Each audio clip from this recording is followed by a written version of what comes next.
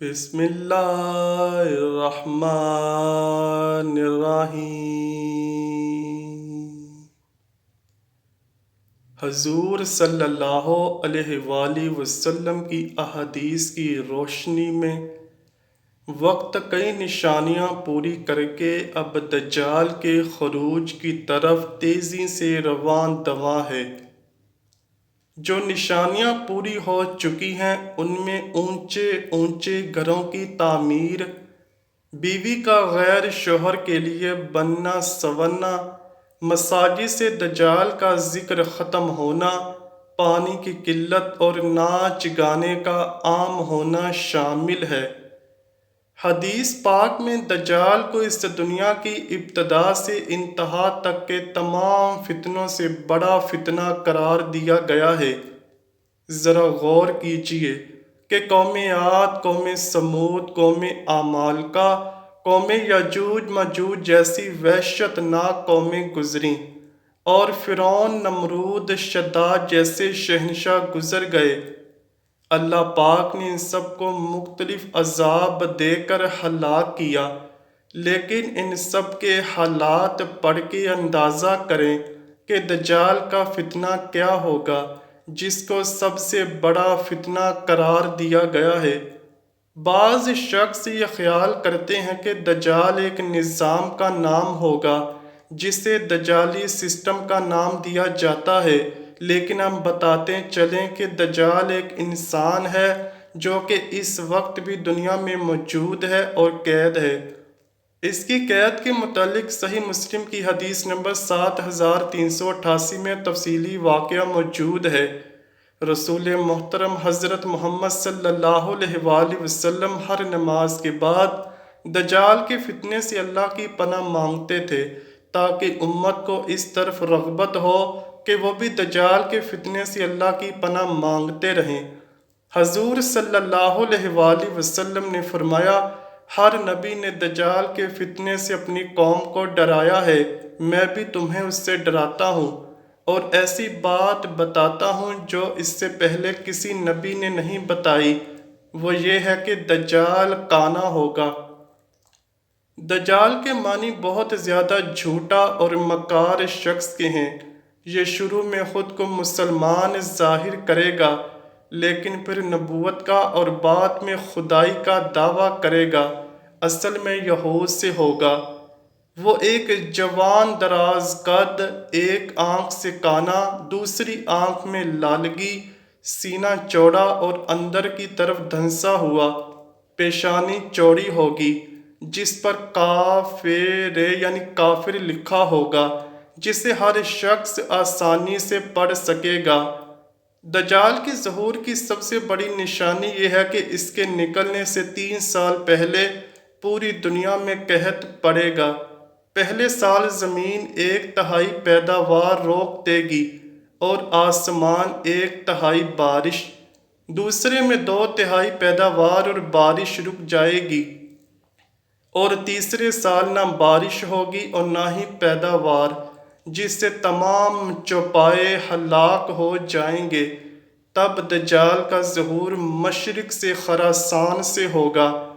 اس بارے میں حدیث کی تمام کتابوں میں متفقہ علیہ ایک حدیث موجود ہے جو کہ نواس بن سمان کلابی رضی اللہ تعالیٰ عنہ سے مروی ہے۔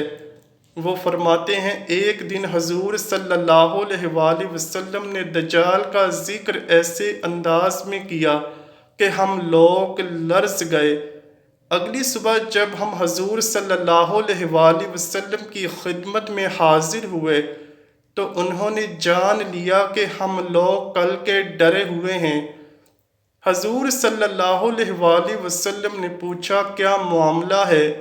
ہم نے عرض کیا، یا رسول اللہ صلی اللہ علیہ وآلہ وسلم، کل آپ نے دجال کے فتنے کی سنگینی کو بیان فرمایا تھا، جس سے ہمیں گمان ہونے لگا ہے کہ وہ ہمارے قریب ہی کھجوروں کے باغ میں ہے۔ آپ صلی اللہ علیہ وآلہ وسلم نے فرمایا، اگر وہ نکلے اور میں تمہارے بیچ میں ہوں تو میں تمہاری طرف سے خود اس سے نمٹ لوں گا اور اگر وہ نکلے اور میں نہ ہوں تو ہر آدمی اپنے نفس کی خود حفاظت کرے، اور اللہ ہر مسلمان پر میرا خلیفہ ہے۔ پس تم میں سے جو شخص اسے پالے اسے چاہیے کہ وہ سورہ کہف کی ابتدائی آیات پڑھے۔ وہ شام اور عراق کے درمیان سے نکلے گا اور دائیں بائیں فساد پھیلائے گا۔ اللہ کے بندوں ثابت قدم رہنا۔ ہم نے عرض کیا اللہ کے رسول صلی اللہ علیہ وآلہ وسلم، روئے زمین پر ٹھہرنے کی اس کی مدت کیا ہوگی؟ آپ صلی اللہ علیہ وآلہ وسلم نے فرمایا 40 دن قیام کرے گا، ایک دن 1 سال کے برابر ہوگا، ایک دن 1 مہینے کے برابر ہوگا، اور ایک دن 1 ہفتے کے برابر ہوگا، اور باقی دن تمہارے عام دنوں کی طرح کے ہوں گے۔ ہم نے عرض کیا یا رسول اللہ صلی اللہ علیہ وآلہ وسلم، جو ایک دن 1 سال کے برابر ہوگا، کیا اس میں ایک دن کی نماز کافی ہوگی؟ آپ صلی اللہ علیہ وآلہ وسلم نے فرمایا نہیں، بلکہ اس کا اندازہ کر کے پڑھنا۔ ہم نے عرض کیا اللہ کے رسول صلی اللہ علیہ وآلہ وسلم، زمین میں وہ کتنی تیزی سے اپنا کام کرے گا؟ آپ صلی اللہ علیہ وآلہ وسلم نے فرمایا اس بارش کی طرح جس کے پیچھے ہوا لگی ہوتی ہے، اور وہ بارش کو نہایت تیزی سے پورے علاقے میں پھیلا دیتی ہے۔ وہ کچھ لوگوں کے پاس آئے گا، انہیں دعوت دے گا، وہ اس کو جھٹلائیں گے اور اس کی بات رد کریں گے، لہٰذا وہ ان کے پاس سے چلا جائے گا، مگر اس کے پیچھے ان انکار کرنے والوں کے مال بھی چلے جائیں گے۔ ان کا حال یہ ہوگا کہ ان کے پاس کچھ بھی نہیں رہے گا۔ پھر وہ کچھ دوسرے لوگوں کے پاس جائے گا، انہیں دعوت دے گا، اور اس کی دعوت قبول کریں گے اور اس کی تصدیق کریں گے۔ تب وہ آسمان سے بارش برسانے کا حکم دے گا، آسمان بارش برسائے گا۔ وہ زمین کو غلہ اگانے کا حکم دے گا۔ ان کے چرنے والے جانور شام کو جب چراگاہوں سے واپس آئیں گے تو ان کے کوہان پہلے سے کہیں زیادہ لمبے ہوں گے، ان کی کوکھیں زیادہ کشادہ ہوں گی، اور ان کے تھن کامل دودھ سے بھرے ہوئے ہوں گے۔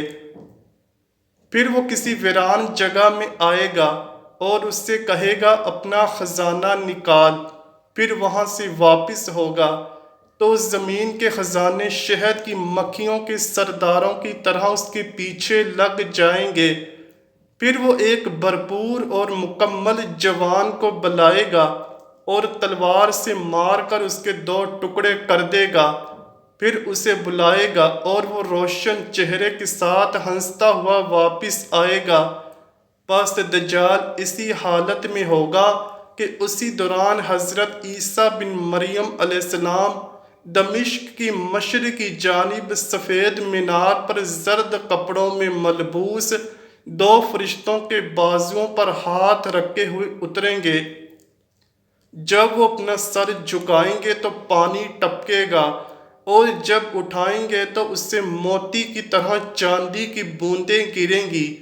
ان کی سانس کی بھاپ جس کافر کو بھی پہنچے گی وہ مر جائے گا، اور ان کی سانس کی بھاپ ان کی حد نگاہ تک محسوس کی جائے گی۔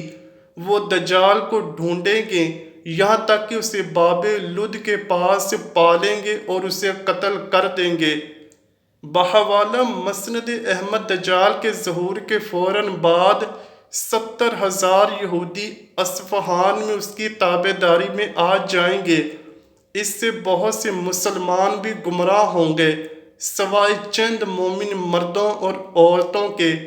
اسی طرح کہا گیا ہے کہ مردوں کی نسبت عورتیں اس کی زیادہ تابعدار ہوں گی، کیونکہ وہ بہت جلد کسی بات سے متاثر ہوتی ہیں۔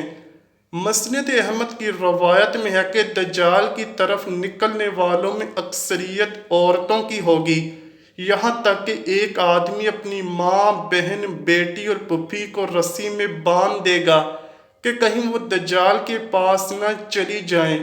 دجال نامرد ہوگا، لیکن بہت سی عورتیں اس سے ہم بستر ہوں گی، کہ اس کے بچے کو پیدا کریں، لیکن ایسا نہ ہو پائے گا۔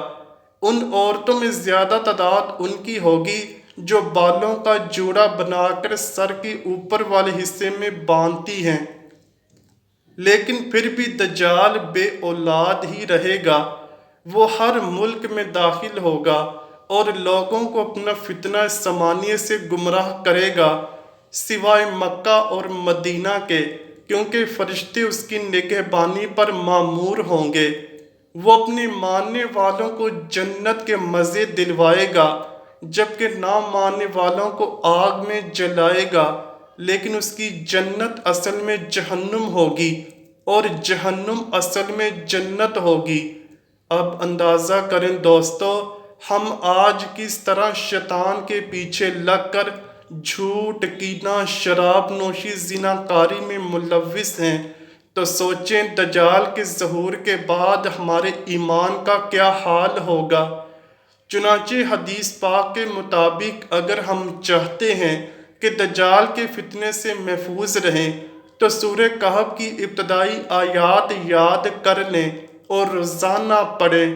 انشاءاللہ اللہ پاک نہ صرف دجال بلکہ دنیا کے ہر فتنے سے حفاظت فرمائے گا۔ اللہ پاک ہم سب کو اپنے حفظ و امان میں رکھے، آمین یا رب العالمین۔ امید کرتا ہوں کہ آپ کو ویڈیو ضرور پسند آئی ہوگی۔ اگر ویڈیو پسند آئی ہے تو ویڈیو کو لائک کیجئے، شیئر کیجئے اور چینل کو لازمی سبسکرائب کیجئے۔ کمنٹ سیکشن میں اپنی رائے کا اظہار بھی ضرور کیجئے گا۔ ملتے ہیں اگلی ویڈیو میں، تب تک کے لیے اللہ حافظ۔